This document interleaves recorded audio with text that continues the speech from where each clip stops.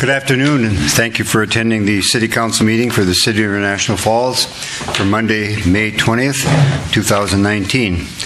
I would ask all to please arise and pledge allegiance to the flag. I pledge allegiance to the flag of the United States of America and to the republic for which it stands, one nation, under God, indivisible, with liberty and justice for all.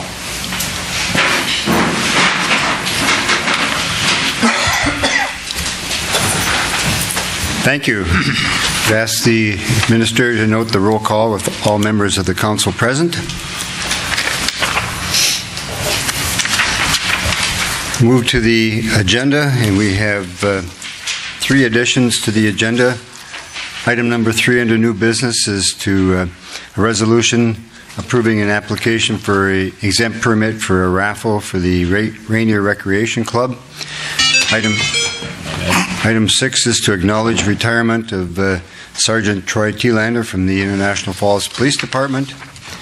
And item 7 is to approve the hiring of Jill Ellsbury as the full-time patrol officer for the International Falls Police Department. Council's pleasure with the agenda and the additions. Mr. Mayor, may I make an additional addition to the agenda? As you know, the mayor, myself, and the city council have been getting emails all day about the Gay Pride proclamation that didn't get on the agenda, and I think it's fair to have that on the agenda for this evening. So I would make the motion for the additions and an addition for conversation on the Gay Pride proclamation. I'll second.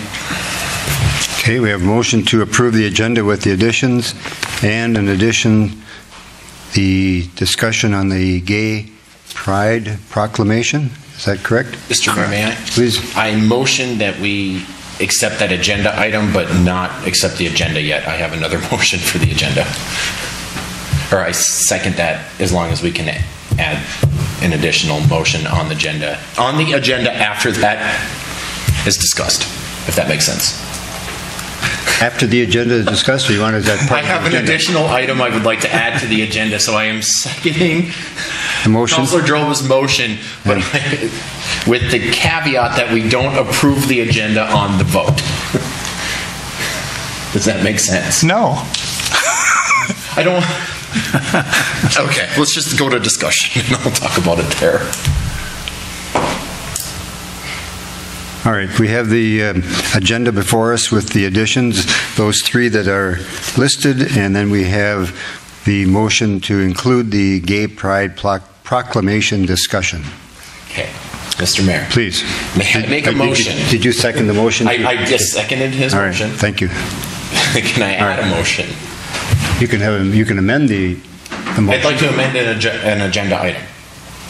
Amend the motion or an agenda? No, but when you said the motion, you said that we would accept the agenda.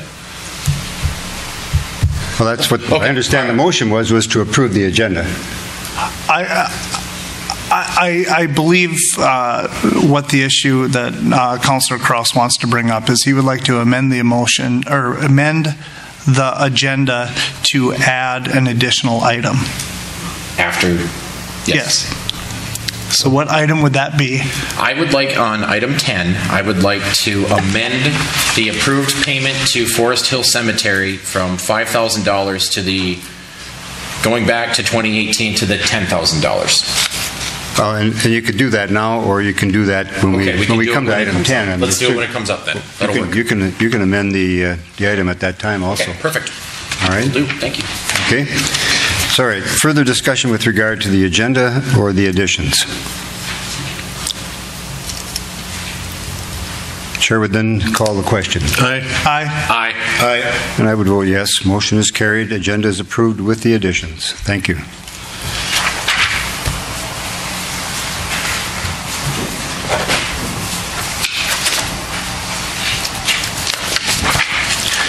Move to the minutes of the May 6th City Council meeting. Council's pleasure with those minutes. No motion. Motion by Councilor Deitch to approve those minutes as presented. I'll second. Second by Councillor Kraus. Discussion on the motion or the minutes? Hearing none, question? Aye. Aye. I would vote yes. Motion is carried and minutes are approved. Thank you. Move to the resolution on the transfers and the payment of claims. Under transfers to the general fund from the water and sewer fund, $9,951.67. To the permanent improvement fund from the water and sewer funds, $66,666.66. And to the reserve for capital outlay fund number 403 from the water and sewer fund, $25,760.42. Accounts payable claims for the City of International Falls are $393,274.45. Airport Commission claims of $6,337.85. And Library Board claims of $25,048.55. Council's pleasure with the resolution approving the transfers and the payment of claims. I so move. Motion by Councillor Buller to adopt the resolution. I'll second. Second by Councillor Droba. Questions or discussion on the resolution or the transfers or the claims? Hearing none, question. Aye. Aye. Aye. I would vote yes. Motion is carried. Resolution is adopted, approving the transfers and the payment of claims. Thank you. Is there anyone in the audience that wishes to approach the council at this time on any item that's not on the agenda? There'll be another opportunity towards the end of the meeting for audience participation also. Thank you. Move to old business, and item number 1 is to consider approval of the agreement for the Public Works Department assistance to demolish the Teepee Motel per the building demolition policy of November the 12th, 2002. City Administrator. Thank you, Mr. Mayor, members of the council. The council directed at the last meeting that this item be placed on the agenda. There's been correspondence that's gone back and forth between myself and Mr. Jace Baldwin, representing the company that's interested in having the city demolish the Teepee Motel on their site. And they've submitted all the application materials that are necessary to move forward with that request. There's been, as part of that discussion, there were some concerns about hold harmless language, and the building demolition policy has policy language included in there that holds the city harmless from doing any work on private property as part of a demolition project. And so the owners would release the city from any claims related to damages or injuries that would occur for that. We've estimated the cost to be about $10,000 for 200 truckloads to remove that. And there's been some discussion about trying to ensure that this is done in an efficient way, making sure that the truckloads are full. So we've corresponded with the owners, and they've submitted the required hardship form and the building application form, which was included in some of your handouts. So I can respond to any questions. I have had a few people from the public that have conversed with me and had some reservations about the city being involved in lieu of the private sector. But again, the applicants have submitted a hardship form with signatures for 2 companies indicating that they're waiving any opportunity to participate in the demolition at that site. Thank you. Council's pleasure then with the approval of the agreement. I move. Motion by Councillor Kraus to approve the agreement, the city and the assistance to demolish the Teepee Motel per the building demolition policy.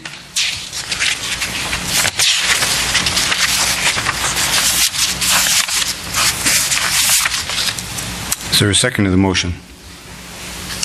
I'll second it. Second by Councilor Deitch.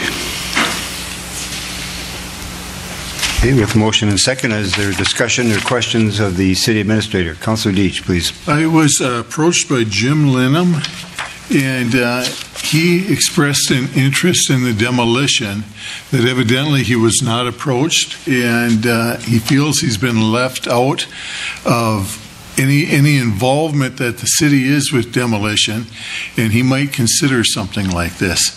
Has that attention been brought to you? Yes, I also conversed with, as the city administrator, both and I met with Mr. Lenham. Okay. And what's the afterthought there? Now, is this something that it might be feasible for him to do at a different cost other than the cities? I know you said there was two hardship, but just being conservative of the city's money, I agree that the building should go, but there's a lot of extenuating circumstances that I think have arisen in the last week that I'm aware of, and I have some questions on that, and it's numerous. Mr. Mayor, may I? City, or Councilor Kraus, please. I too had a conversation with Mr. Lenham, and it's my understanding that in a meeting with Administrator Anderson and Mayor Anderson, he has withdrawn his request. And I will say that given the current state of the ordinances, this is by the book. That's not to say that moving forward, we couldn't take a look at it and potentially amend the city's code of ordinances, but right now, as it sits, it is by the book. Right, I agree. It's there, and it should be handled with what the Baldwins started the process with. I agreed that 100%. But I think we have to be aware of other contractors other than two or three that the city's involved with, outside of our own city crew, that bids should be allowed to be given to them instead of just two or three. I think probably the issue has been that we haven't had an interest by anyone else besides the two contractors that I believe were contacted by the Baldwin, and so I don't know that that it's fair at this point to bring in and very possibly as part of the going forward in the future. I think Councilor Kraus is correct. Maybe we need to put out a notice and ask what other contractors may be in a position, would have the equipment and maybe in a position to do this, and so others could be contacted. I do agree. It's just that I do agree we have to go with what's in our policy so far, but we have to be aware for future. Okay, further questions or discussion? Mr. Mayor. Please, go ahead, Councilor Gilbert. This process on the TP Motel has been really bad, and it's been bad on every level of how we've gotten here today.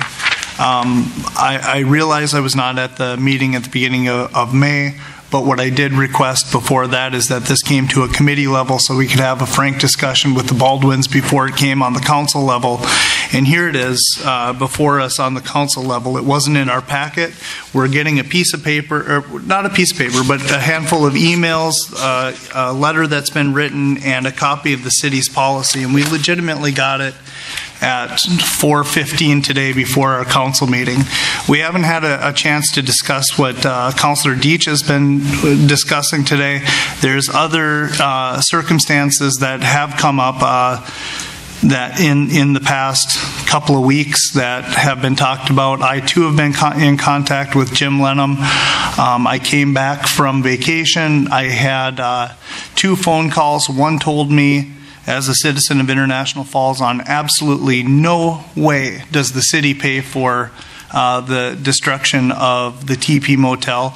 And on the flip side, I had one that said, under every circumstance, the city should take care and tear down the TP Motel.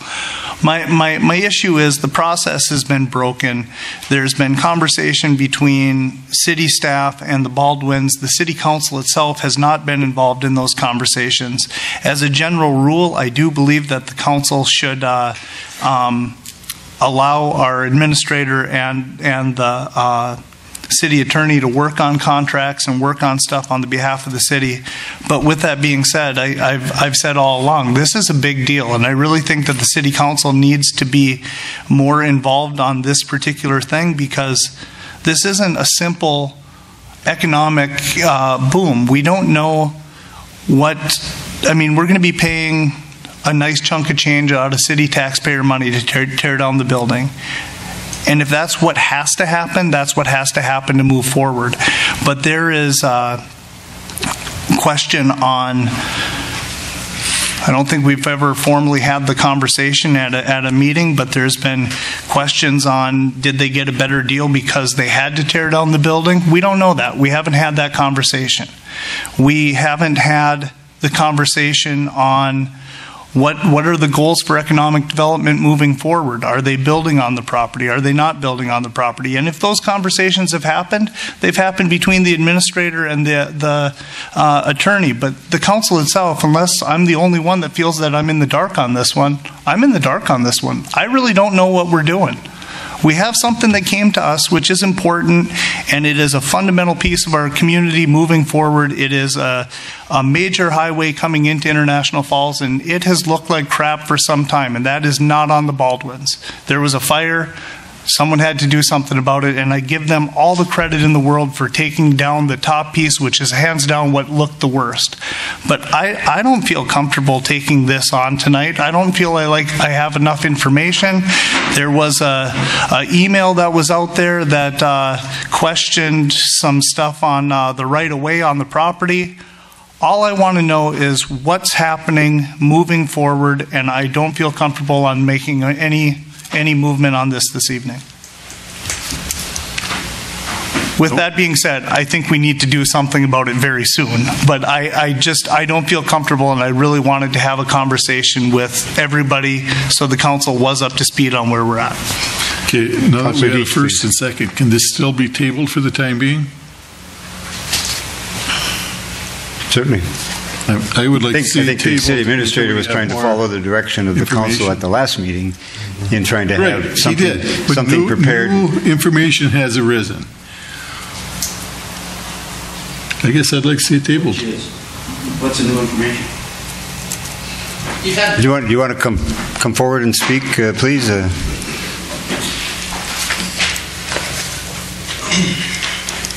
Identify yourself for the record. Jace Baldwin. It was my understanding 2 weeks ago that we were going to have a decision on this today. So I guess my question is, what's happened in the 2 weeks to where you haven't been filled in on the situation? It's been an ongoing thing. We're all looking for resolution here. Took the right steps to go about this the way, making sure that we followed the right process to make sure that this is good. So I'm just standing here, came here thinking that we were going to get a result and that everybody was up to speed, which is why we were attaching everybody on emails as we were sharing those. So how much longer does this need to be drawn out before we get a result? Councillor Deitch, please. You had asked when you were in the back there what's some of the new issues. Some of the neighbors had concerns on what was going to happen with that property, and I said, I have no idea. They asked, and I had talked to your father also, what's going to happen to the second part of the building in the alleyway. I noticed a letter also that's asking for vacancy of the alley between, and some of the problems that may arise. Specified about that. We just were inquiring about that. Okay, but these are some of the issues as council we're not aware of. And as I say, the same thing Councillor Droba said, some people are now questioning whether the city should finance this And it rolls back to my understanding that the insurance had paid for demolition of this building. Although you guys did not receive the money, is that correct? That the former did? Is there anything with that? No. Okay. See, we've got a lot of unanswered questions that came up in the last 2 weeks that we don't have answers for. What does that have to do with the demolition policy that's currently in place? What does it have to do with the demolition policy? The policies, I agree. It's a policy that's there. It started when it was there when you started. I agree 100% with that. But I don't feel comfortable moving forward with it right now. Mr. Mayor. Councillor Kraus, please. Mr. Shimon. Yes. Question for you. Would the city be able to recoup those funds from the previous owner if the insurance money was paid for demolition and wasn't used as such? Would the city be able to go after the previous owner to recoup those funds? There is a process where a portion of insurance proceeds, and I know this happens with residential, I'm not sure if it happens with others, and there's a program where we have signed up, and I think it's 25% typically of these settlements go into a fund, and then the city has the ability to recoup those from that fund. I'm not aware that process was followed in this instance, and I don't know if that applies just to residential situations or commercial. I don't know if commercial is included, but with the residential, the insurance company, upon notice to the city, we have a period of time to either confirm or reject the release of those held back funds if the city's not going to have any expense related to it, and for cleanup and demolition. Any such correspondence would have come through Administrator Anderson. It hasn't been discussed in this case, so I don't.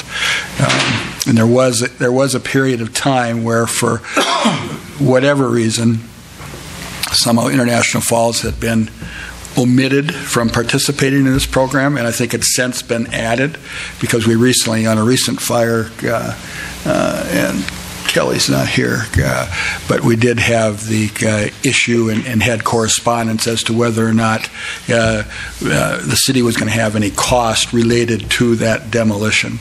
And in that case, I didn't think we did. But this was several years ago. I'd be my expectation that we're probably not in line for that.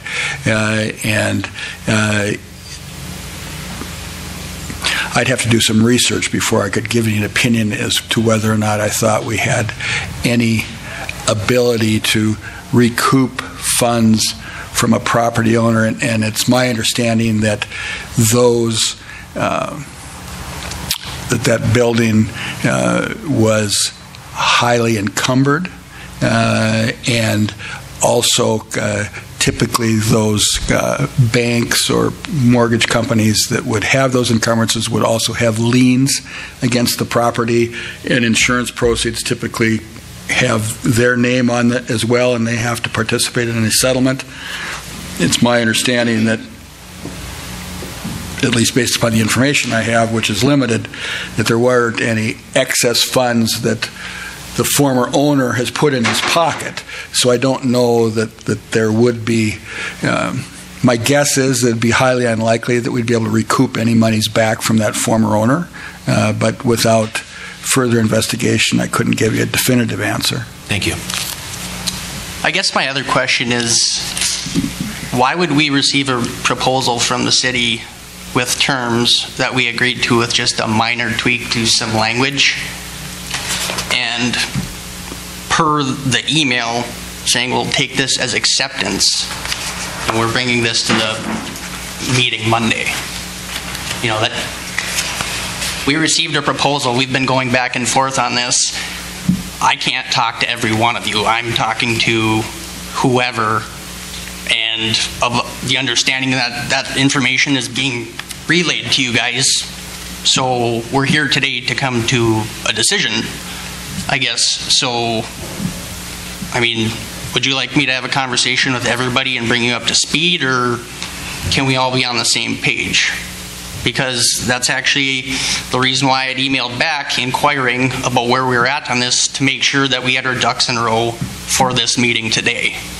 And it just seems like every time we get to this point, something else arises. And given the history of what's happened with this other demolition in the city and the process that we followed that we believe was correct, I don't get why we're so hung up with where we're at. The demolition policy hasn't changed. We followed the right steps. We've agreed to the amount that the city's asked us to. You know, am I missing something here? I guess. Councilor Buller, please. Well, I think the biggest issue here is our demolition policy and how it's so antiquated and needs to be addressed. And I think they went by the paperwork. They did everything exactly the way we asked for in this policy. We need to change this policy. There'll be a change. Yes. But we can't do that. We can't do that today. No. So we have to follow the policy. We're in midstream. Right now, that's what I mean. Yeah, it's time Not to change it now. put this to bed and Go on. move on. Yes. May I ask a question? Yes. Which building are you referring to as for the demolition policy that's been used in the past for economic development, or that we did for a commercial building? We've been over this multiple times. It's just the motel portion, and it's. Others? Yes. Well, you got Larry Keep's 3-story building. Okay. And, you know, the understanding of the money or the documentation for that stuff, I'd be more than happy to take a look at that if that's something you guys can provide to us. And it's my understanding that it hasn't been of cost to other people. So it's a little bit concerning right now that we're this far into the weeds with the amount of money that we're offering the city with these other buildings that have been taken down. So, you know, we're not trying to make this complicated. We agreed to whatever loads come about, we're more than happy to pay for. And it just seems like stuff continues to keep arising here. And we want the building down as bad as everybody do. You know, we think it is going to beautify the city like we're all trying to accomplish here. And we're just trying to take the correct steps to get to that point. We have spent numerous hours getting that property ready for demolition, to remove the site, to make everything easier for everybody. And I kind of sit here with my hands in the air because I'm very confused, because we've been talking about this for 8 months, you know, and it's I'm not sure what to do. You know, we're trying to go about this the correct way, and we're having detailed conversations about these details, and I can kind of see on your face, Harley, that you're not familiar with that. And I don't know what to tell you because I can't relay that information to you. Well, and I think to be fair to the Baldwins, Jared was here at the last meeting, and I asked, where are we in the process, and when can we get an answer? And the motion was made, or the suggestion was made, that we get an answer to them. The city administrator followed exactly what the policy says, gave that to the Baldwins. They have agreed to that, to the policy, and I think Councillor Buller is correct, and Councillor Kraus. If we don't like the policy, we need to take and consider that in the future. Further questions? Please. Leading up to this, we cleaned things up and it's gotten better. But in the last couple of weeks, like Jay said, preparing for demolition, now we got the doors tore out the front, we got all the air conditioners tore out. And I mean, all the stuff that you're supposed to do, and got all the ballasts tore out, the plate stuff. and, it's back to looking like not as good as it did. I mean, to be honest, I was at the understanding of, per our emails, that per your guys' proposal and us accepting with that slight little change, making sure that we were all comfortable with that we had an understanding and that we were coming here today to have this taken care of. So I don't know, these other circumstances, I understand, but every 2 weeks, if something comes up, are we just going to keep pushing this out, and then we're missing the window and the landfill's closing and we're another year out on this, and then the whole city has to continue to look at the building for another year? I mean, well, thank you for taking the steps to prepare the building. I think that we've been both working under the assumption that we were going to get to having an agreement here to take the building down, and you've agreed to that per the policy, and so we have a motion here before us to move forward. Certainly understand that there could be other contractors who now may be interested in doing that kind of work. We haven't had that in the past. In fact, we have taken down very few buildings in the past. I mean, if we take down one a year or less, that's where we are. Mm-hmm. So, is there further questions on the part of the council with regard to the motion or the issue? Councillor Deitch, please. I do believe, as Walter or Mr. Buller saying on following the policy, that policy is in place, and that's what they came in with, and that's what they've been working on. With reservation, I would have to say yes, we would do it. But as I say, there is other concerns. But to be fair to the Baldwins, yes, they followed all the steps. They went with the current policy. They did everything they should do. Okay. Mr. Mayor? City Attorney, please. I know Administrator Anderson and I, we've been the ones primarily discussing with the Baldwins, and I know you, the Mayor, have been in the loop as well. And I think our focus has been on their compliance with the existing policies. And I would inform the council that I believe they have complied with those policies, and it's our form. They didn't just go out and choose two contractors with this hardship application. In our application form, the city has identified Bowman Construction and Wagner Construction as the two that need to be approached. So it's not like, and my suspicion is that when this policy went into place and that form was developed, the Lanham family was not involved in this type of work. That must be something that they're kind of moving into. But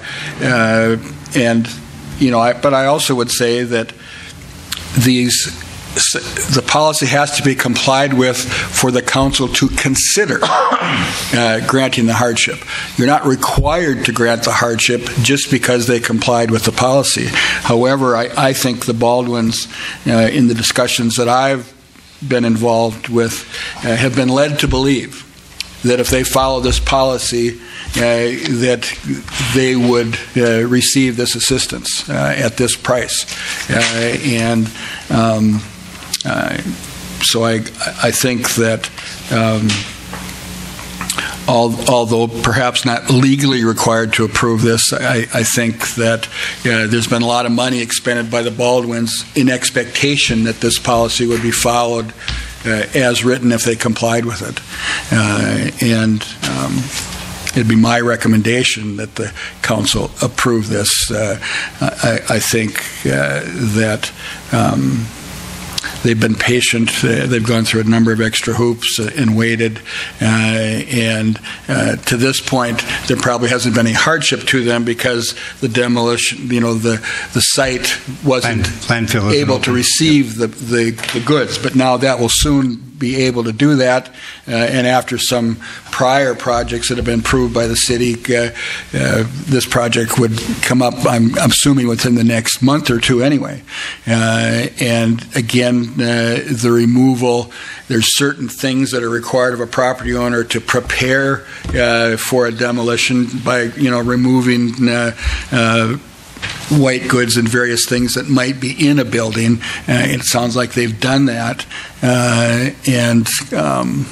We would I wouldn't want to be in court trying to defend the city if we didn't approve this. Let me put it that way. That's all I have. Thank you. I Councilor think Deitch. this has been very agonizing for the Baldwins. It's been very frustrating for them. I understand that. But I think this discussion was good for the one purpose. It's a wake-up call for us, for the city council and the city of International Falls and all their employees on some of the things that we have as policy has to be changed. And this policy is a 2002 policy, I believe. And that is quite an old policy. We are going to have other buildings within the next several years that need demolition. And this is a wake-up call that we have to amend that policy. Please consider. Thank you. Further questions or discussions with regard to the motion then to approve the agreement for assistance to demolish the TP Motel? If not, the chair would place the question. Aye. No. Aye. Aye. And I would vote yes. There being 4 for the motion and 1 opposed, the motion is carried and the agreement is approved. Thank you. Thank you. Thanks for coming. Thank you.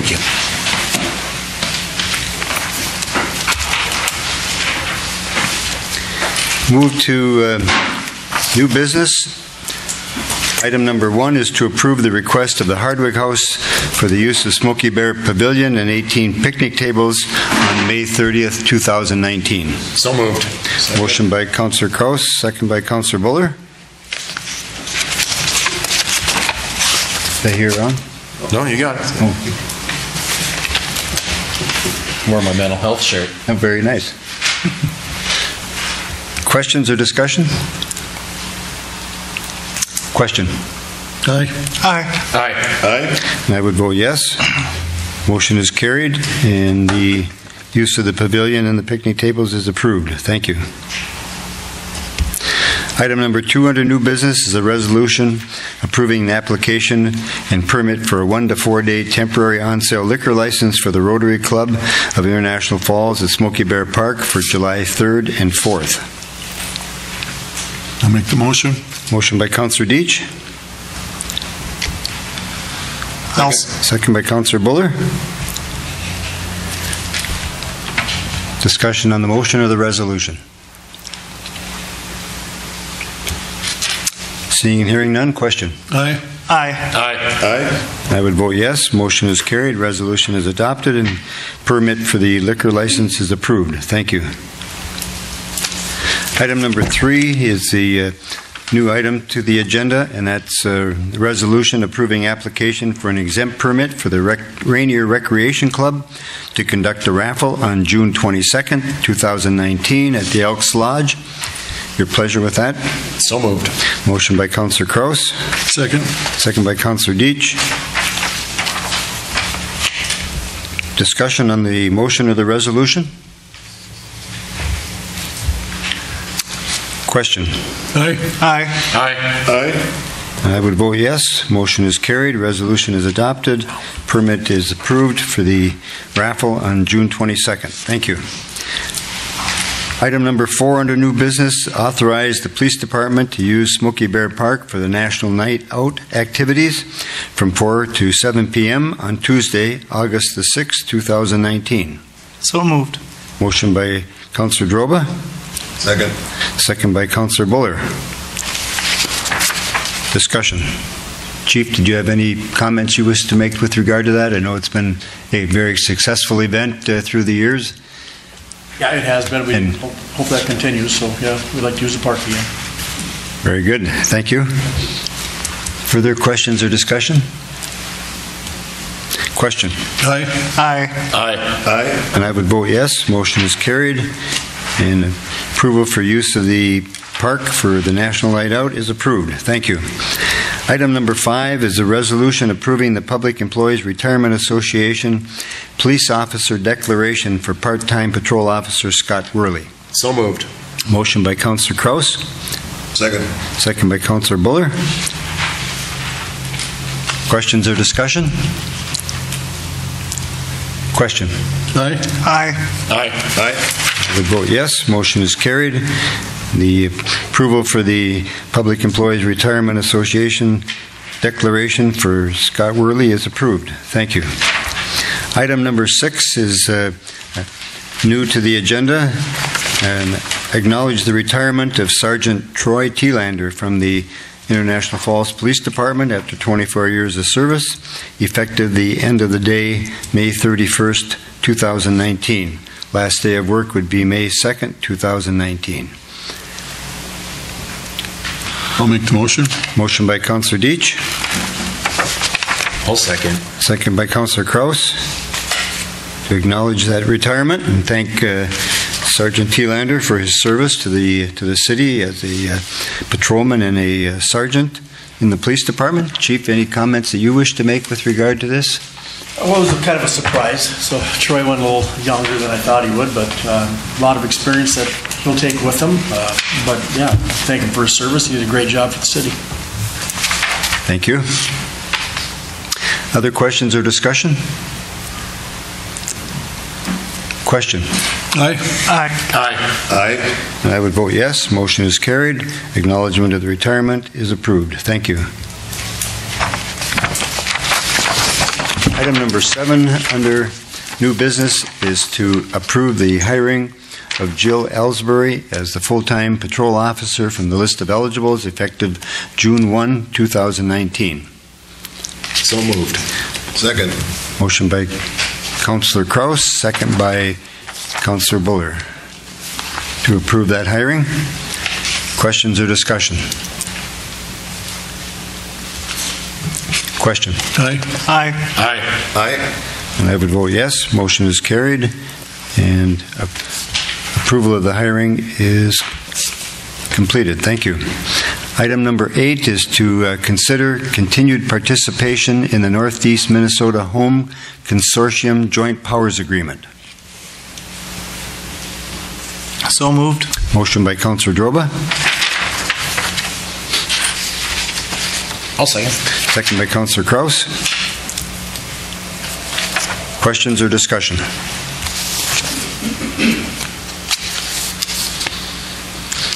Hearing none, question. Aye.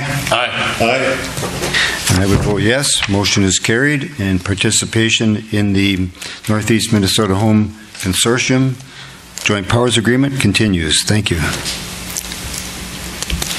Item number 9 is to consider Public Works and Infrastructure Committee recommendations, and those were passed out at the meeting here. The meeting was held on Thursday afternoon, May the 16th.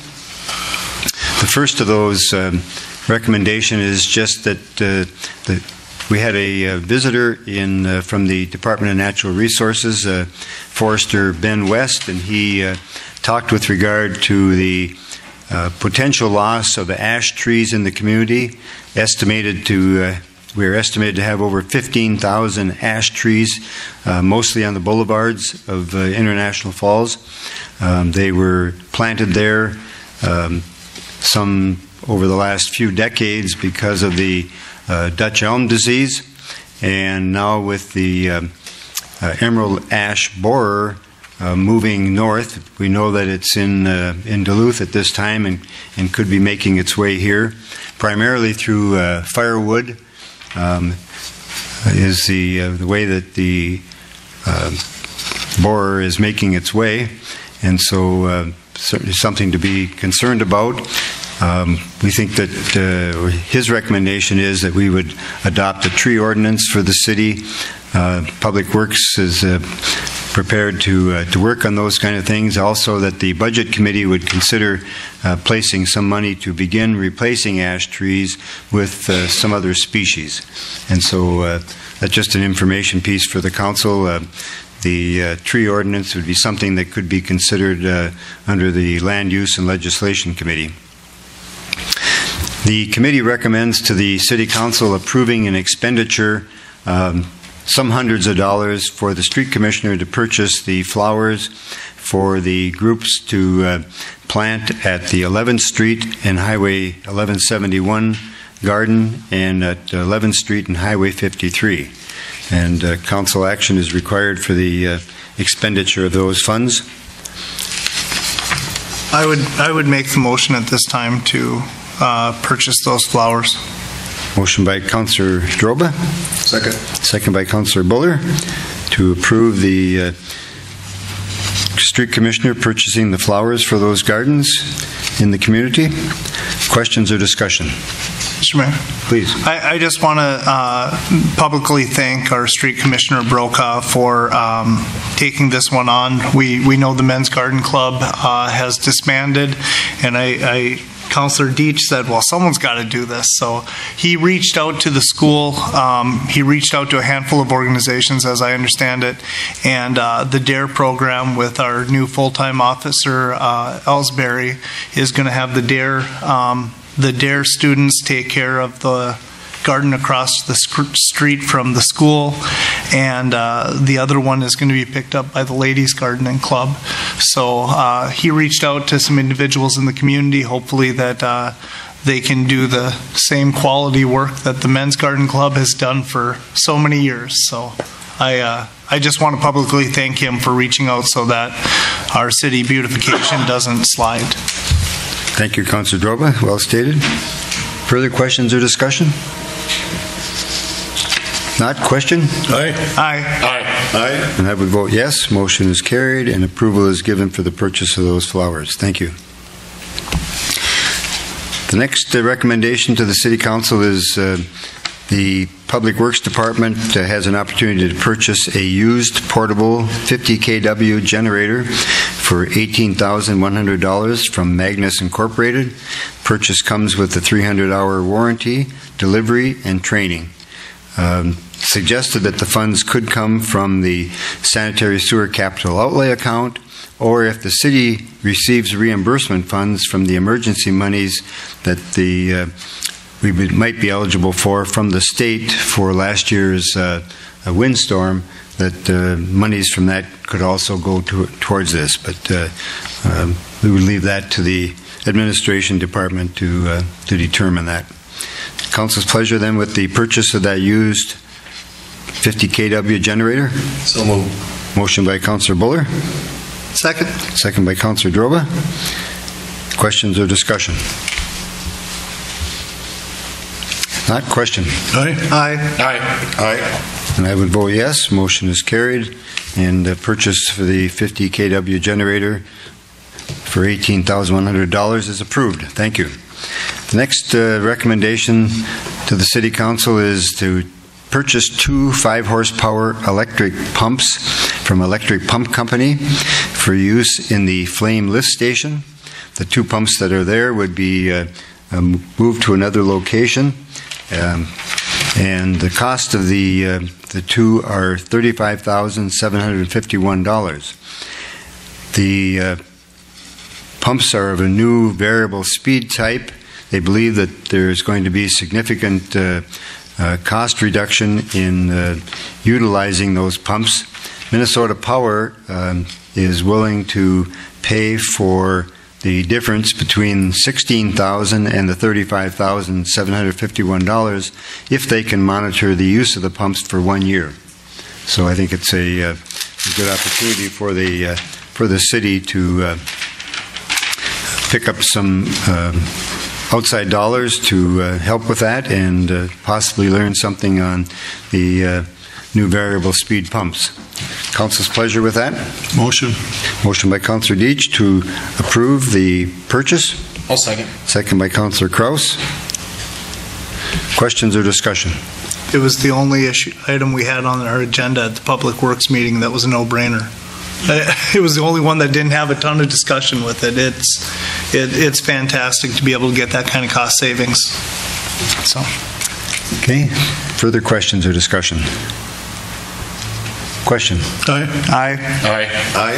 I would vote yes. Motion is carried and purchase of the 2 5-horsepower electric pumps is approved. Thank you. And the last item is committee recommends to the council an approval for widening of a sidewalk at the Voyageurs National Park and maintenance property to allow for vehicle passing. And the park will assume the cost of the materials for the sidewalk widening, so there'll be no expense to the city for the project, but given that the contract is with the General Services Administration, the city would like to have approval of the City Council in the widening of that sidewalk. Mr. Mayor, I would make that motion, but specifically, I would make that motion to make sure that it says that this was requested from Voyageurs National Park headquarters, that we widen it. This wasn't our decision. They asked us to do this. I think that was, they asked permission from us to do this. And that, do it, though. no. Yes, the certainly good understanding. Second by Councillor Buller then. Thank you. And that the Voyageurs National Park has asked for permission to have that widening. The city will do the widening as the owner of the property, and so that will certainly be helpful to them and to the property. So, Mr. Mayor. Please, question. You said the city would do it, but there's no expense to the city, as Correct. it says here? They will pay for it. They'll pay for it. We'll do it, but they'll pay for it. Yes. Awesome. Further questions or discussion? Question? Aye. Aye. Aye. I would vote yes. Motion is carried, and approval is given for the widening of the sidewalk at the expense of the Voyageurs National Park. Thank you. Just note that the committee will be meeting on Wednesday, June the 5th at 1 o'clock with the consulting engineer, and the items that will be covered is the schedule of compliance with North Couchiching Sanitary District, the sales and use tax resolution, and Highway 53 project. Move to item number 10, and that's approve the payment of $5,000 to the annual payment to the Forest Hill Cemetery as was budgeted by the City Council. Mr. Mayor? Please. I move that we approve the payment, but we bring it back to the original amount of $10,000, which I will explain in discussion. Okay, motion by Councillor Kraus that we approve the payment, the annual payment, and that by statute, the most the city can contribute to Forest Hill Cemetery is $10,000, while it was only budgeted for $5,000 for this year. You're moving that we would go back to approving $10,000, which we have for the last decades. Yes. Thank you. Is there a second to that motion? I'll second it. Second by Councillor Buller. Discussion, please. Mr. Mayor, Councillor Buller and I attended the Cemetery Board's annual meeting last week and got a look at the state of the cemetery. For those of you that aren't aware, there was a major social media post last week, went viral. A lot of people were talking about it. We attended the meeting and saw that the cemetery's finances are not in great shape, and they do rely upon the $10,000 that the city has been granting the cemetery since, do we have a number? It's been almost 20 years, Oh, more to than that, the yeah. best of my recollection. 30 or 40. I have to admit I was wrong. I initially had felt that it was more a county issue since the lion's share of the cemetery does sit in the county. It is our understanding as per the meeting that the Legion portion of the cemetery, which does fall within city limits, is now property of Forest Hill Cemetery as a whole. The Legion actually had disbanded their portion of the cemetery and signed it over. I saw the deed. So they now hold that which is within the city, and I just feel that we can pay this, and we are going to have a meeting with them here in June. Moving forward, I think it would be good to get this taken care of right now, keep them solvent, keep them doing what they do best, and have a more productive discussion in June. That's just my opinion on the matter. Thank you. Further questions or discussion? Well, the reason for a lot of the financial issues in cemeteries is because people aren't buying plots anymore. You know, they're going to the cremation instead of buying plots in the cemetery.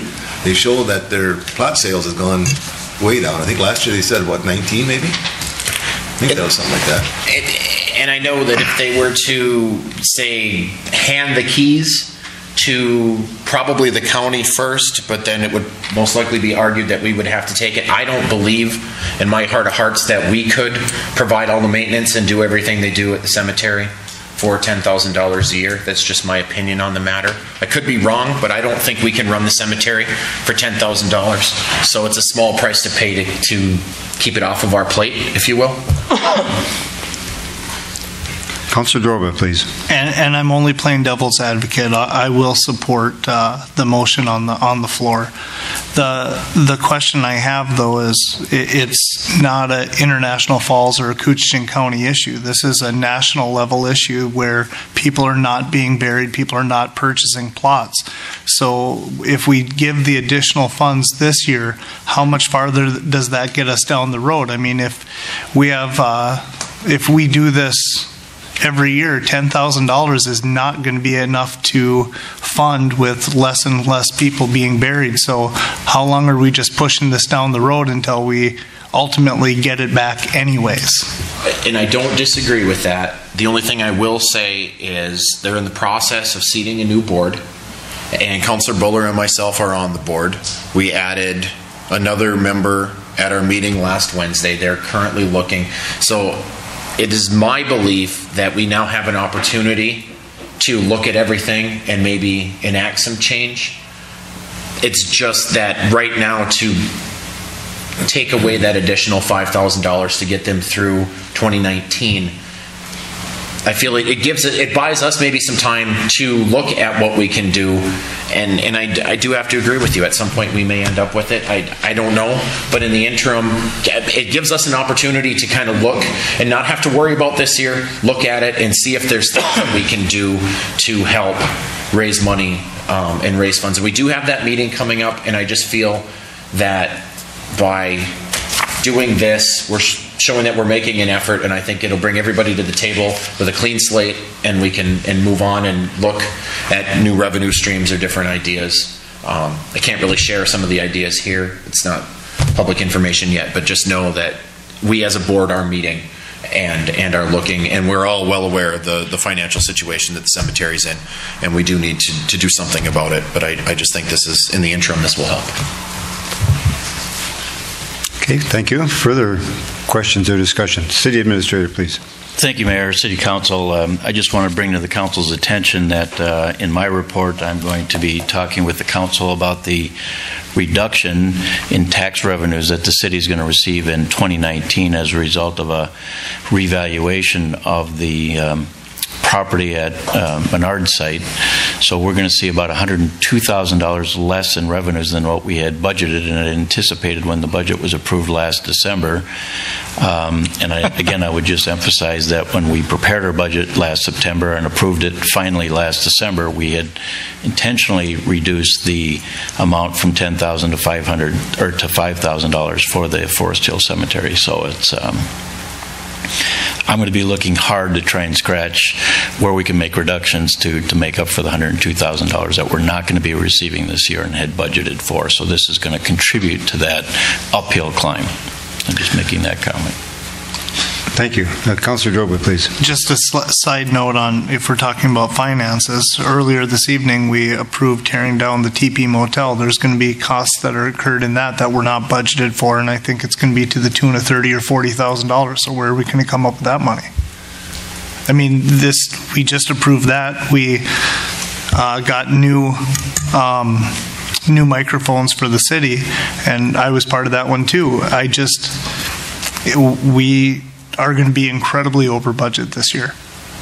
So just a thought. Mayor. I see your look. These weren't that expensive comparatively to tearing down the TP. Just saying. Mayor, if I could just clarify, it is correct that the purchase for the sound system was unbudgeted. The cost that the city is going to incur to do the demolition for the TP Motel site, we will be receiving $50 a truckload. So we'll be receiving revenues. And so assuming it takes about 200 truckloads, we'll have $10,000 of revenue to pay for that. Our out-of-pocket cost should be less than that or comparable to that. But also for the council's information, I have directed and requested staff to revisit that policy several weeks ago so that we can look at making some of the revisions and changes that you've been concerned about and discussed today. But I would say that the fee would be one of the things that we'd want to increase, because that's a 2002 fee, and obviously we've had inflationary raises since 2002. I guess to your point, City Administrator, the employees, the equipment, we have that already, so there won't be a outlay of funds, but we should be able to bring in enough to pay for the fuel that the vehicles use and hauling it to the landfill. I oppose the reduction of the Forest Hill Cemetery from 10,000 to 5,000 last year in Budget Committee, and certainly am pleased to support this. We've been doing this for many, many years, and I think there's a great deal of work that needs to be done at the cemetery, and would hope that the new board is able to secure some support in the community for that. Further questions or discussion with regard to the motion to expend $10,000 for the cemetery? Hearing none, question. Aye. Aye. Aye. Aye. And I would vote yes. Motion is carried, and the $10,000 is approved to be paid to the Forest Hill Cemetery Association. Thank you. Thank you. Item number 12 is the discussion on the Gay Pride Proclamation. Well, Mr. Mayor, I just I found out about that it had been submitted and it didn't come to the council or to a committee level, and I guess I was somewhat questioning why. But with that being said, I don't want to question why. All I want to do is move forward the same proclamation that we had last year, with the dates being changed. It's a group of people in our community. It's about being inclusive, and there are people in our community. There are people that are on our boards, our commissions. There are people that are our friends, family, neighbors, co-workers. And with that being said, I have saw some of the emails that we've sent out, and I think you've addressed some things very, very well. That the city is an inclusive place, and that we are not here to shun anybody. And I don't want to go outside of what your words were. That is not my intention. But I would think that this is just a statement that we are an inclusive community. We want everyone to be part of who we are in our community. There's some people that are probably not happy if the city were to pass this particular proclamation. But with that being said, we're all in this together. We're all one community. And I would move to have the Gay Pride Proclamation that we presented last year with updated dates. I would second that. I would third it if I could. Councillor Droba has moved, and second by Councillor Deitch, to have the Gay Pride Proclamation of 2018 approved for publication. The one that we had for 2018 updated with the 2019 dates. Updated date, okay. And approved for publication? Correct.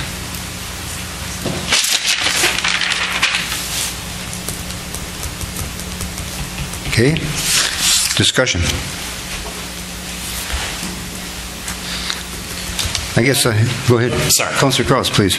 My thought is this. Is there a way, and I'm just throwing this out there, is there a way that we could create proclamations that aren't the mayor's proclamations, but a city's proclamation with council approval in lieu of a mayoral proclamation, thusly forcing someone to put their signature on it, more so that we're saying this as a council, as a as a city, as a collective.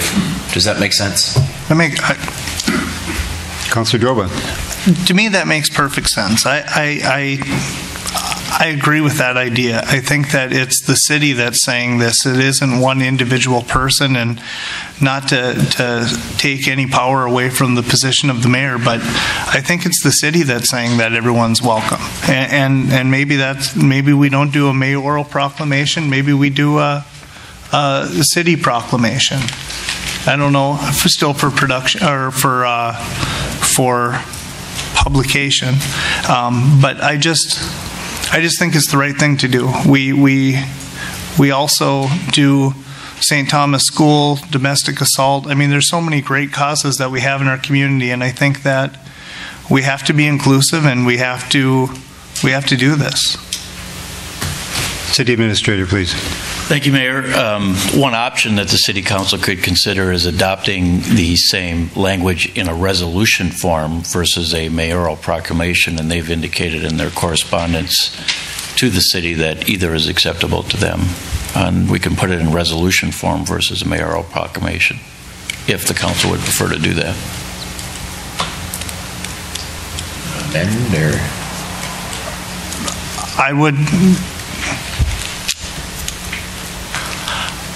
I just want to do it because it's right.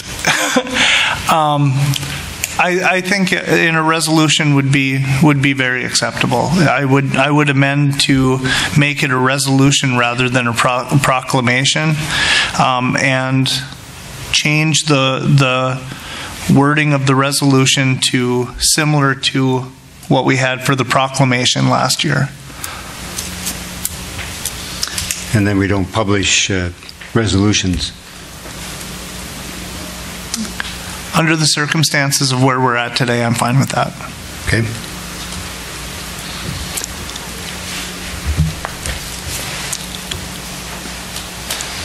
I guess Tricia, please. I just questioned, and I am here on this solely as a citizen of the community and not representing the Chamber of Commerce on this issue.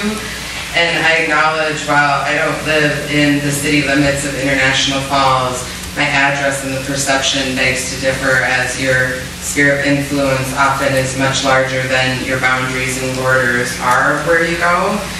And I fully support Harley and what he's saying and what he's doing, and hear the repercussions, not of the few who don't like this, but of the public perception and image of our community. If we don't support this, and we look like we are not opening and welcoming not only to our existing citizens and business people, but they just want an acknowledgement of the week. There's no cost or effort of the city of what they've asked for. So if a resolution isn't public and they're not publicized or published and they're not receiving that acknowledgement with it, I don't really know what that does for what they're asking, as this movement in its infancy is really just beginning. I mean, I look to local government as another leader of really helping to pave the way and create space and place for this through some type of acknowledgement, that personally. So I would, if you resolve versus proclaim, it would be, I think, nice if somehow that were still publicly shared and that message was delivered out there.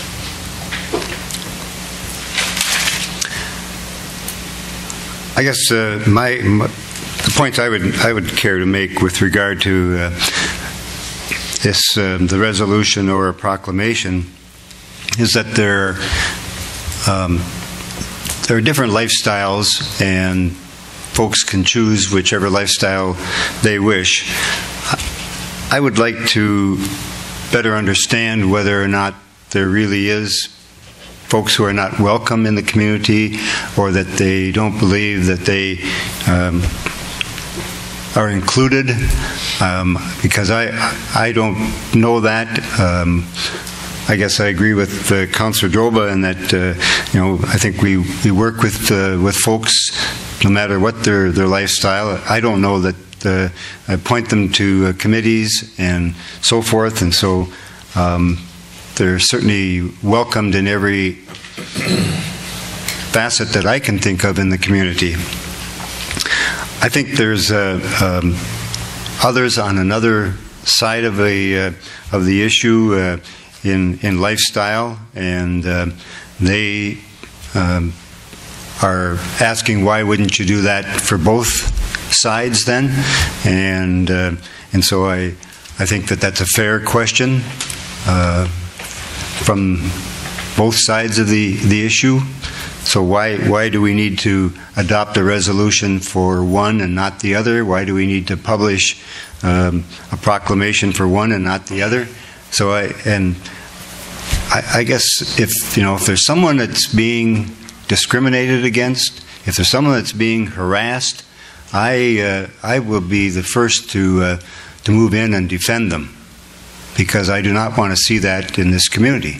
But I, at the same time, don't see that we need to be adopting resolutions or going out with proclamations on lifestyle. We can get into every social issue that there is, and that they're being debated around the country right now. I don't know that our 5 opinions are going to matter a great deal. Mr. Mayor, at no point when I ran for city council did I think that this was going to be something that came up.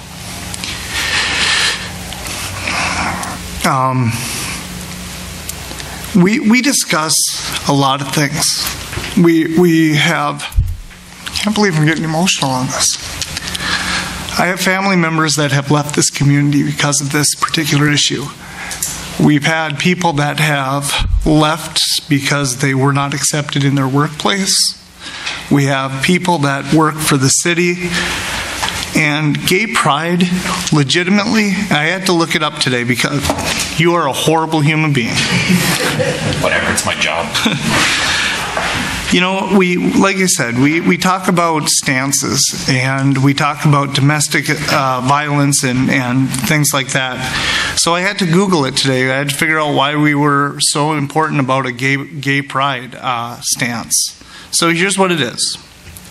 Gay pride is the positive stance against discrimination towards lesbian, gay, bisexual, and transgender people to promote their self-affirmation, dignity, equality, rights, and increase their visibility as a social group, build community, and celebrate sexual diversity and gender variance.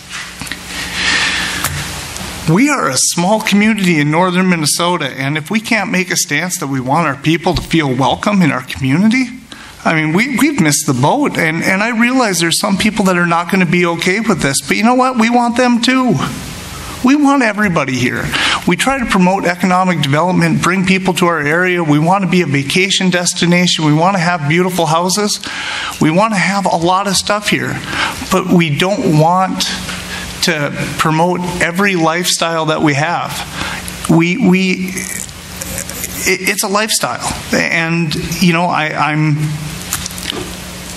I never thought that this was going to be something I had to discuss at City Council, but I'm just telling you, this is the right thing to do.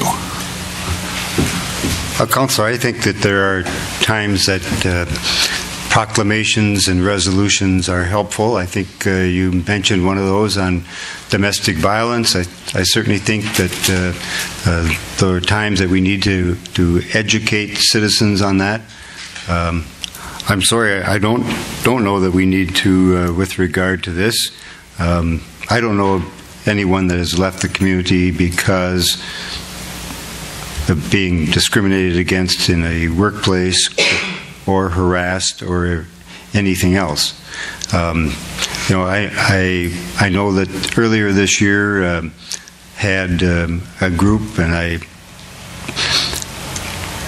that they wanted a proclamation, and I chose not to bring it to the council. It was a social issue, not this one at all, and so I just think there are times that the city doesn't need to get into the middle of some of these issues. So I will not support the resolution, and Mayor. Please. I, on the opposite, will support it. We still do have a lot of stigma in International Falls. 30 years ago, 36 years, my wife and I talked about adoption. We adopted a black girl. We were one of the first families to adopt a black. And the stigma was here, and it has gone away as more and more black families are moving in. And we still have somewhat of a stigma on the gay and lesbian. I have a gay nephew, and I know how they hurt, how they feel. I think we have to give them all the support we can. Thank you.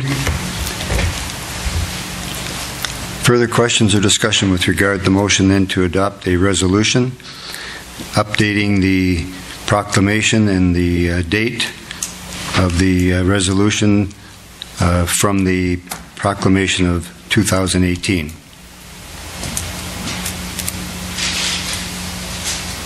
Hearing none, question. Aye. Aye. Aye. Aye.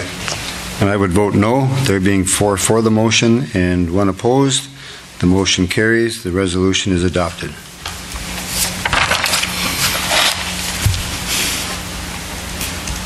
Thank you. Anything further under new business? Mayor. Please. After what we just had this afternoon with the policy on demo, I would like to have the council and all city officials that may be involved set a date where we can sit down and start going over this policy and bring it up to date to rectify it. You want to suggest a date, or you want to do? Well, I guess I'd like to get some feeling here first. It would be a land use and legislation committee meeting. Normally, I think we should set a date. Or a council of the whole, whichever you decide. We could do it as a committee of the whole. Would that make the most sense? With invite everybody. What are you guys thinking? I think committee of the whole probably would be the right way to go. That way, everybody's going to be involved. If we just go with land and use, it's a smaller group. There's many things to be considered, especially where we may need an attorney, where he's going to give us his input on what we can and can't do, what we shouldn't modify, or what we should. We do have June 10th open as a committee of the whole date. I don't know how everybody's feeling about that, but it is on the list of committee of the whole. It would be a Monday. Mondays are difficult for the city attorney because of court. We could push it to 4:30 would be better. That's fine. I mean, if that would... I should be free by 4:30. I mean, we do have special term in district court on the 10th, I believe, so the afternoon calendar starts at 2. Typically, I would be gone by 4:30, or, I can request that just to take my cases first so I can leave by 4:30. So that would, I'm sure 4:30 on the 10th would work for me. Does that work for everybody else? Yep. Administrator Anderson? Looks like the calendar's clear that date. Okay. Scrappy Monday at Fortune Bay. All right. 4:30, committee of the whole discussion with regard to policy. Excuse me? Question. Mr. Mayor, Yes. Wouldn't we perhaps consider a moratorium on that so that you make it on the record that policy is not going to continue forward and you review it upon review? That's a really good point. Council can certainly declare a moratorium at the time being until... A motion to place a moratorium on demolition applications until... city demolition applications until... The city has considered it, so it would be until after our June 17th meeting? Makes sense. Which would give us an opportunity to meet and then act, because we can't act on June 10th, but we would have to act on the 17th. So that would be my motion. Temporary moratorium until June 17th. All right. On demolition requests for the city to demolish. We have a motion by Councillor Kraus to consider a moratorium on the use of the policy with regard to removal of buildings that include both residential and commercial? Yes. Okay. Anything the city's going to take down. Until June 17th. I'll second. Excuse me? I'll second. Thank you. I just want to clarify, though, it doesn't affect anything that we've already made motion on, correct? Okay, I just moving forward. So if somebody comes in tomorrow to ask for an application, the answer is wait. Okay. All right, so anyone with interest with regard to that policy may want to attend that meeting at 4:30 on June the 10th. The Committee of the Whole considers that policy and would then have it at the City Council meeting on June 17th. Further questions or discussion with regard to the motion to declare a moratorium?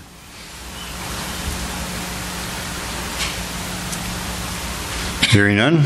Question. Aye. And I would vote yes. Motion is carried, and moratorium is placed on the use of the policy for removal of residential or commercial structures. Mr. Mayor? Please.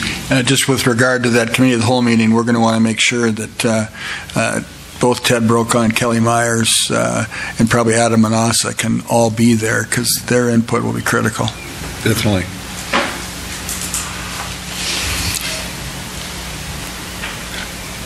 Mr. Mayor, may I? Please. And with that, if that date doesn't work out, we do have the moratorium in place, so we won't have any new. So if we have to change the date, it gives us an opportunity to do so without new applications coming in to jump through the loopholes.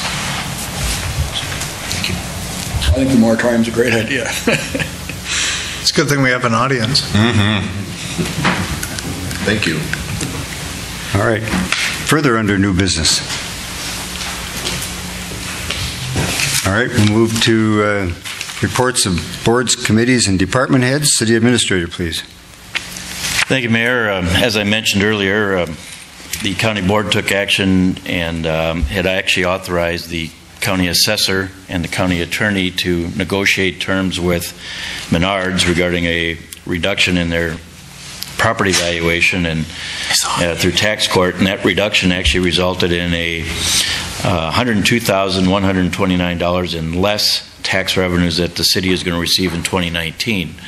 I had provided you with a copy of a letter I had sent to them requesting that that reduction be spread over both the first tax settlement and the second tax settlement in 2019, which we would typically get the first week in July and December, and the county board approved that. But we'll see $102,000 less in revenue than what we had budgeted for this year.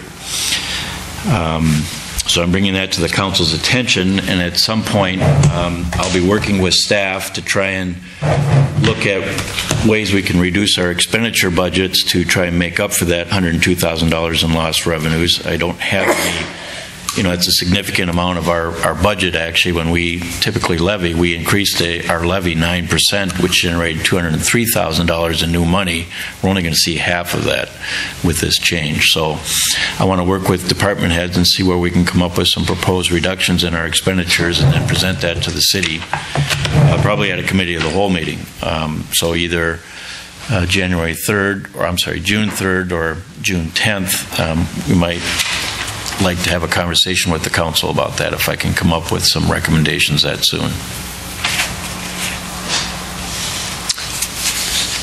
Councilor Drova, please. So the reduction, as I understood the way that the Menards thing could possibly work, is they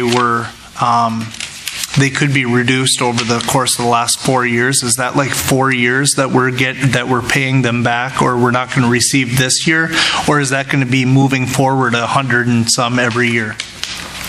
The $102,000 in reduced revenues that we're going to receive this year includes a reduction for taxes payable in 2017 in the amount of $29,013, the amount that we received in 2018, which is $33,593, and then for the taxes that are supposed to be received this year is $39,523. So they can actually go back 3 years, and the cumulative total of that is $102,129. For taxes that would be payable next year, the county estimated that we would see $42,263 less in revenue as a result of this change in valuation. So it will go forward. We'll have a smaller property tax pie as a result of the reduction at Menards that'll be spread over everybody else in the city. Okay. Thank you. Further questions of the city administrator? Further, city administrator? I do want to mention a couple of things. There is a public hearing tomorrow evening. It's on the municipal consent process for the Trunk Highway 53 reconstruction project. So Brian Larson will be here in the council chambers. That public hearing starts at 6:30, and so the public is welcome and encouraged to attend if they have any interest in learning more about the Highway 53 reconstruction project. And again, that's tomorrow here in the council chambers. And then I'll be working and coordinating with the executive director of the North Koochiching Area Sanitary District. I believe her last day is Wednesday, so I want to meet with her tomorrow or Wednesday to just confirm what the City of International Falls has to submit for the schedule of compliance submittal requirements that are due by the end of this month. So I'll work with her tomorrow and Wednesday to try and get that information to her. And then just for council's information, I will be on vacation next week and out of state. Thank you. Councilor Deitch, please. Okay, City Administrator, just for my own information, I've been hearing about this meeting tomorrow night quite a bit on the radio. It's been advertised very well. Just out of curiosity, who is paying for all this advertising? Is that the city or somebody else? Well, there's been a combination of forms of advertising. The radio ads and the notice in the paper were put in and paid for by the city. When we had two public information meetings previously, MnDOT paid for cards to be mailed to every property owner along the route that was affected. So they were all received direct mail postcards basically talking about the meeting. So it's been a combination of the city and MnDOT. Okay, I guess I was mainly concerned with the radio because it seemed like every time I turned that radio on or got in my car, it was the same advertisement, and I'm just wondering what the cost is to the city if the city was responsible for that. I coordinated with Denny Martin at the radio station, and it's about $300 for the, I can't remember the number of ads per day. I'd have to pull the invoice for it, but my recollection, it was about $300 to try and promote that. Per day? Is that what you said? No, total. Oh. For all the ads. All right, that's fine. That's great. Thank you. I think it's important to get that word out. The MnDOT did not send out cards to all the property owners for this meeting, and as early as, or I guess as late as 2 weeks ago, folks were still discovering the loss of entrances and the width of entrances and exits from their property on Highway 53. So I think it's important for folks to certainly come and hear about that project and take a look at the map and see if they are affected. So hopefully that will occur tomorrow night. Thank you. Further from the City Administrator? No, sir. Thank you. City Attorney. Mr. Mayor, Council, we've taken care of the TP issue, so I don't have anything special to report tonight beyond that. Thank you. Chief Maston, please. No report this evening, Mr. Mayor. Thank you. Mayor, please. I'd like to thank Chief Maston and his police department for the enforcement you're doing, especially on the parallel parking. It's wonderful. You see people complying, it's going very well. Thank you. Okay, we'll go to reports of the Mayor, Council, Committees, Boards, and Commissions. I would just, at your place is a email from Mr. Gary Carlson of the League of Minnesota Cities. The House and Senate to the Minnesota Legislature and the Governor have arrived at a budget agreement, and as part of that, will include the local sales tax that the city is interested in, as about 19 other cities are. Our understanding at this point is that the local sales tax will be included in the final tax agreement.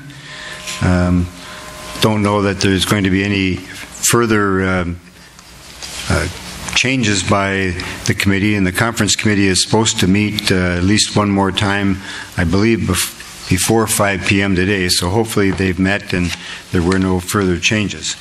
And so we have I know some changes were made to the in the House bill and carried into the conference committee, and so we will be faced with another resolution that needs to be passed by the council outlining exactly where we intend to spend the sales tax dollars that are gathered by the sales tax. Hopefully all of that comes to fruition, so just wanted you to be aware of that. Questions on that? Other council committees? Councilor Droba. We met with the rec board on Wednesday last week. We have put a handful of those items that came out of the town hall meeting on recreation into smaller committees, working our way back. And I am very, very excited to see where this goes, but I think we have some great teams and partners with the Rec Commission, the City Council, the school board, and I think we are moving ahead quite well on the recreation. So thank you, guys. Thank you. You have the mayor's report. Councilor Buller and I were in a meeting with the Recreation Hockey Association with regard to the Kerry Park Arena contract. We tentatively have agreed to a 2-year agreement. The Recreation Hockey Association is looking for greater flexibility and utilization of the arena. They want to be able to use it outside the hours that are specified in the contract. Presently, those would be from noon till 10 p.m. on Sunday, and then during the week it's from 4 p.m. to 10 p.m. and then on Saturday it's from 8 a.m. to 10 p.m. But on Sunday and weekly mornings they would like to have a board member, if they desire to open the arena and utilize it, that can happen. And so we don't have the language typed up yet. We will get that and bring that to the council for further discussion. But Councilor Buller, covered just this one item that came to your attention that we didn't discuss about the charging on it, but we'll discuss that later. Yeah, I think that one's settled, but hopefully we won't hear any more about that. I think we had that discussion at the Recreation Right, and Commission. after reading your report, that was one of the conversations that we had at the Recreation Commission. Is we have 3 pieces that we're looking at. One is recruiting and retaining players, coaches, volunteers, and referees. Second one is to come up with a flow chart, and the third one is to come up with agreements with organizations that utilize facilities for recreation. And that's one of the things that we have a group looking at, is how to word an agreement with the college that says we can utilize their gymnasium for youth basketball and volleyball in lieu of any fees for them to be able to utilize Kerry Park. So it's a balancing act, but it is a piece that we're getting for recreation as well. So that's moving forward in those committees that were formed at the Rec Commission. I would also tell you that at 7 p.m. tonight, there's a hearing here in the council chambers with regard to the environmental assessment of the reconstruction of the runway and the taxiway at the airport. That is out for comment, and so there's a public hearing tonight at 7 p.m. Folks can attend that, and if they have any questions or comments with regard to the environmental assessment, there's a little bit of wetlands that will be disturbed, but that's very minimal. And then remind you that the ribbon cutting for the Phase 2 of the terminal is scheduled for 1 p.m. on Thursday, May the 23rd. Did receive a call from State Representative Eklund that they may be in session yet this week and if that's the case, he and Senator Bach would not be here. So just to be aware of that. Move to the audience. Is there anyone in the audience that wishes to approach the council? Please.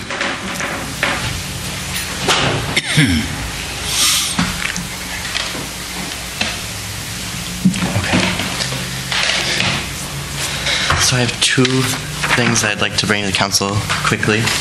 You are? Evan Johnson. Thank you. The first being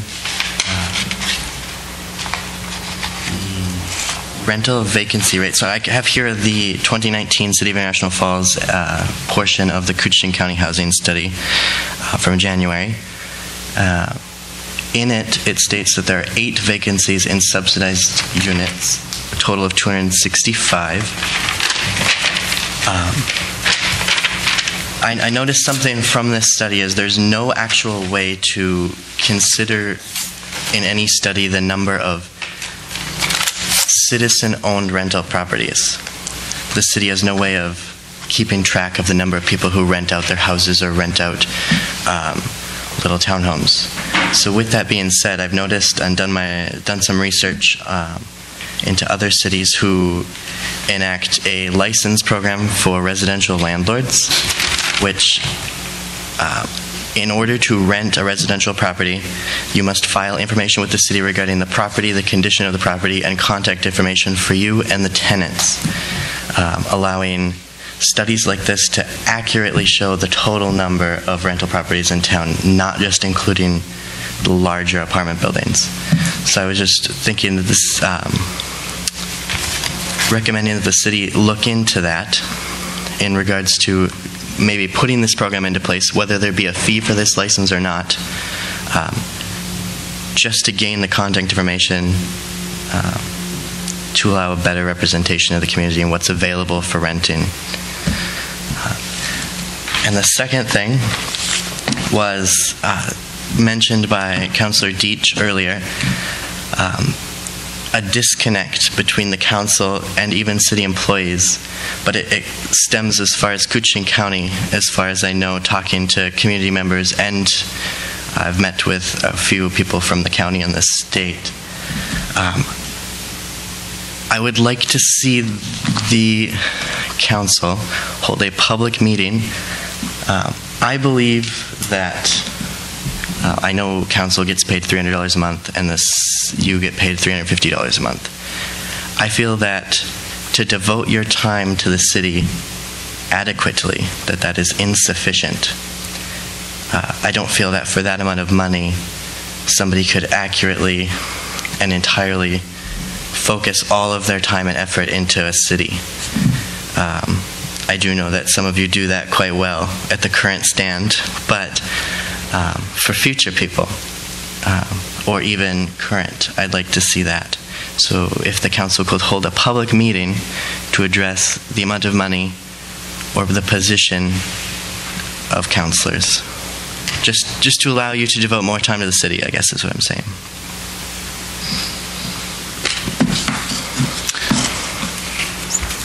Thank you.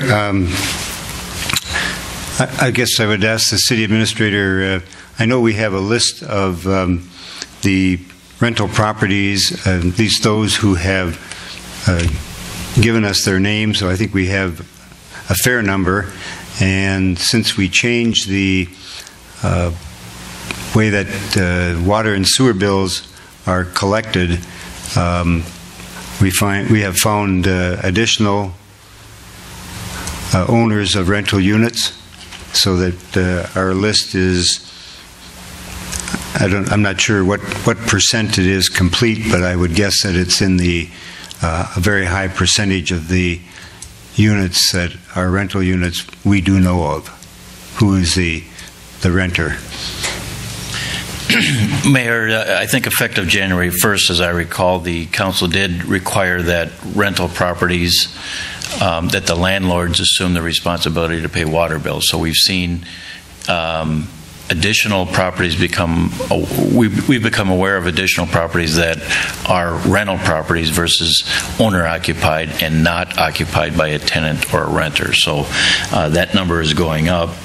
and the city is proceeding at too slow a pace, but trying to implement a very proactive rental licensing program and an ordinance to expand that. And part of the reason for that would be is to improve the conditions and require annual inspections of all properties that are used for rental purposes. And some cities have implemented rental licensing programs that are time-consuming and somewhat expensive, but they've been successful in upgrading the quality of the rental properties, and the city has a better handle on the number of rental properties, and then can, through the licensing ordinance, enforce minimum standards better with those ordinances. Thank you. With regard to item number 2, with regard to salary, I don't know that there's anyone that's sitting here at this table that considered what the salary was, and to increase the salary, I don't know that it's going to increase the amount of time that anyone's putting into it. I think everyone is putting whatever it takes to do that job right now. So I don't know that increasing it is going to change the actions of anyone at this table. May I? Councillor Kraus, please. Mr. Johnson, and you and I had a short conversation about it, and I think I'm going to kind of revisit what Mayor Anderson said. There isn't one of us that does it for the money. It's just, it's one of those things. It's difficult sometimes when it's pointed out that we're paid until somebody realizes exactly how much it is. We are paid, and then they see that it's not. There isn't one of us that's in it for the money. You couldn't support a family on it, but I don't think it, I don't want to believe that it deters anyone from running for office or taking one of these. Although I do appreciate the effort, I don't think it would deter anybody. And I don't necessarily know that it could come up to a rate where it would entice somebody, if you will. I think if that is what's enticing them, it might be for the wrong reasons. The reason I brought it up was just due to looking into the Fort Francis mayor's salary and city council, and how often you see them attending public events and how often you see them interacting with community members. I know the city council members over there are, I've seen multiple of you over interacting with local business and everything.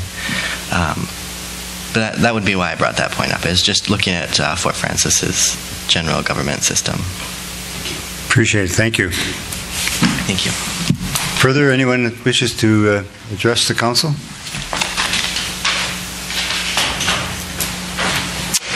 Not, thank you. The correspondence with the library board minutes, and then again, a reminder of the next city council meeting is Monday, June the 3rd at 4:30. Nothing further to come before the council this time. We'll stand adjourned. Thank you.